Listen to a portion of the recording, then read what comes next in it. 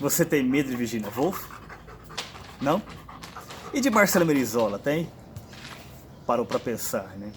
É por isso que hoje na série Literatura Brasileira Contemporânea, hoje vamos falar sobre Marcelo Merizola, o infante terrible da literatura brasileira, que está lançando o livro A Fé que Perdi nos Cães.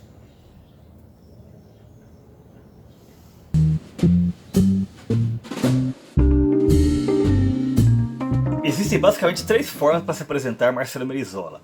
A primeira é o estilo Wikipédia. A segunda é uma forma um pouco preguiçosa. E a terceira é uma que mostra que a vida não tem cura. O estilo Wikipédia é este aqui.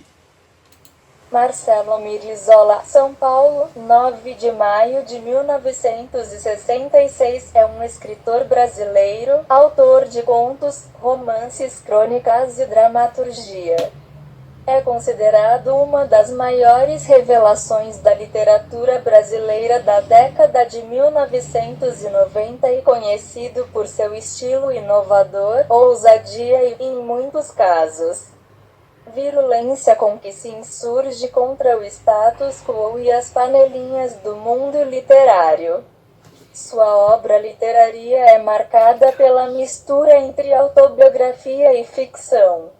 Formou-se em Direito. O autor optou por não exercer a profissão. E tem gente que diz que essa voz é sexy. A forma preguiçosa seria insistir naquela velha ideia que já circulou muito de que Merizola seria uma espécie de Bukowski à brasileira, que limitaria o estilo do velho safado, né, transportando para a realidade do nosso país, para os inferninhos paulistanos. Mas isso é controverso, por quê? Quem gosta do Bukowski fala que o Merizola está muito longe, que ele é apenas uma cópia xerox mal composta do velho safado. Por outro lado, quem gosta do Merizola fala que isso também não corresponde à realidade. Por quê? Porque o autor teria uma personalidade literária e pessoal muito forte, né? Que dizer que ele é apenas um imitador de um outro autor, de um autor estrangeiro, seria no mínimo simplificador. Agora, quem não gosta nem do Bukowski, nem do Merizola, fala que esse assunto é um assunto inútil, que nem merece ser discutido. Agora, para finalizar essa parte, o próprio Merizola acha que todo mundo tem que ir para a... Não tem. Como bom italiano, Marcelo Merizola apareceu fazendo barulho. Ele estreou na literatura em 1998 com o livro de contos Fátima fez os pés para mostrar na choperia, que caiu como uma bomba no cenário, inclusive fazendo com que ele fosse adotado ali pelas panelinhas literárias que ele tanto criticou posteriormente e se afastou completamente delas. Mas naquele momento ele era o menino de ouro, a figura a ser observada, a grande revelação. E de fato, Merizola ajudou inclusive a revalorizar o gênero conto, que estava um pouco esquecido naquele momento. O seu segundo livro, inclusive, também foi de contos, que é O Herói Devolvido. Já em 2002, ele surgiu com seu terceiro livro, um romance, que é O Azul do Filho Morto, que é importante porque este romance ele iniciou uma tendência no Brasil, que é a questão da autoficção.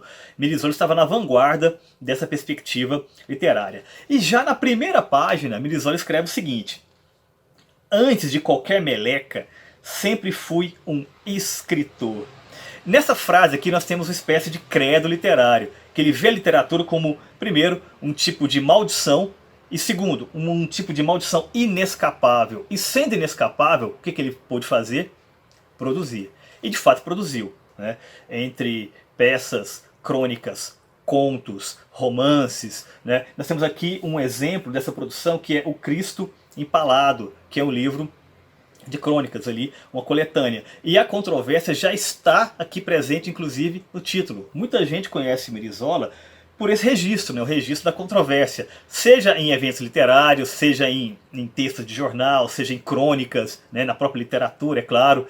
Né. Ele, inclusive, parou com a sua atuação em redes sociais, né, que era sempre muito chamativa, porque ele diz, né, que quem escreve em redes sociais escreve de graça. E ele, né, não escreve de graça, né, embora tenha escrito bastante, porque afinal de contas, acima de qualquer coisa, Merizola é um escritor. Sim, um escritor. É claro, você pode gostar da sua literatura ou pode não gostar da sua literatura, pode inclusive não gostar da sua pessoa, mas você não pode negar que Marcelo Merizola sabe usar as palavras para provocar.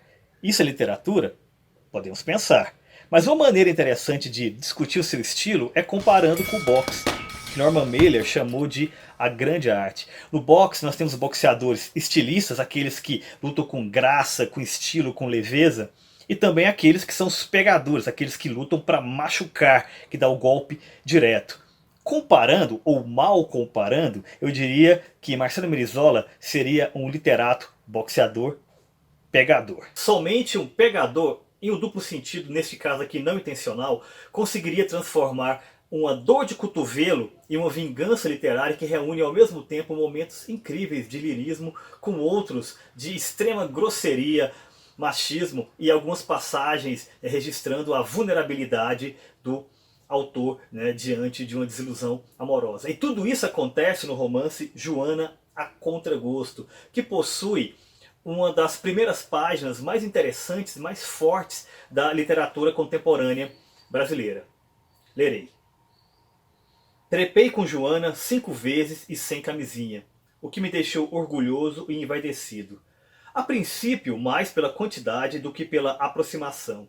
Isso se eu não tivesse cometido a besteira de querer amá-la ao mesmo tempo. Se Joana Contragosto foi um triunfo confessional que daria um belíssimo estudo de caso em psicanálise, ele fez também Animais em Extinção, mostrando que Merizola nem sempre acerta. Esse estilo muito confessional, de escrever com as vísceras, nem sempre é bem sucedido. Agora, o fato é que a literatura de Marcelo Merizola não é baseada necessariamente em um projeto estético. Ela se fundamenta muito menos em técnica do que na personalidade do autor. Na verdade, a sua personalidade e a sua literatura se autoalimentam.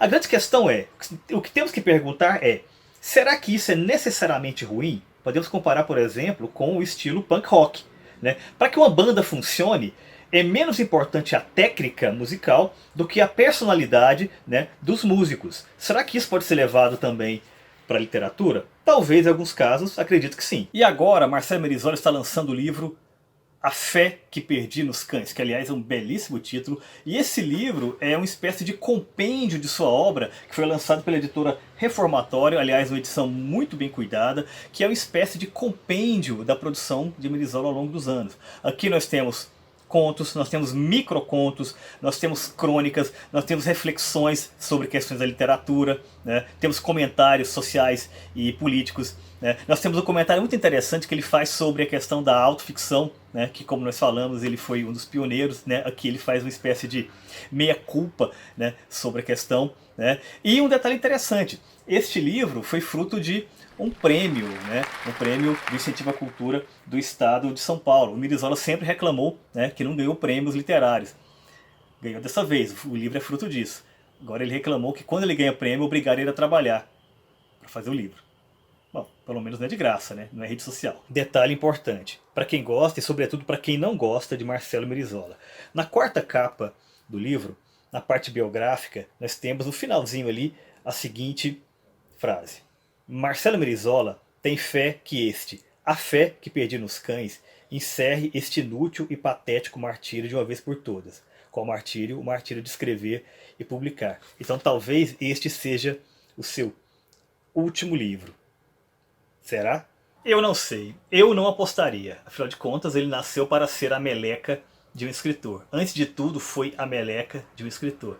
Talvez volte aí a escrever, talvez a contragosto de si mesmo. Sempre a contragosto. Inscreva-se no canal.